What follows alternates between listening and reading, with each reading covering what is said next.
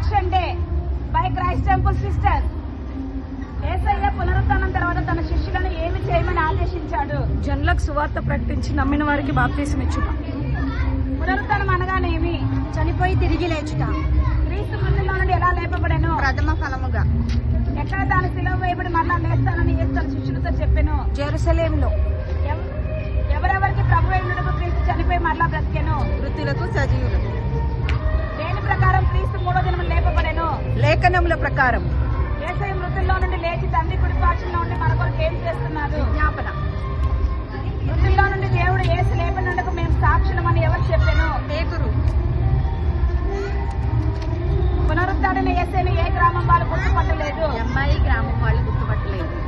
యేసు లేచిన తర్వాత ఎంతమంది శిష్యులు యేసు తమకు నిర్ణయించిన గడిలోని కొండకు వెళ్ళిరి? 11 మంది. యేసు పరలోకానికి ఆరోహణం కాకముందు ఎక్కడ ఆయన చేతులెత్తి శిష్యులను దీవించాడు? బేతనియ. యేసు దేహం తనకిమ్మని అడిగిన వ్యక్తి ఎవరు? అరిమత యేసు. యేసు తిబేరియా సముద్ర తీరంలో ఎన్నోసార్లు శిష్యులకు మరలా తను ప్రత్యక్షపరచుకొనెను? 3వసారి. ఎవరు రాయి పొర్లించి దాని మీద కూర్చుండెను? దేవుడు. సమాధి ఎద్దకు పరిగెత్తుకొని పోయి వంగి చూడగా నారపట్టం చూసిన వ్యక్తి ఎవరు? పేతురు. Happy resurrection day.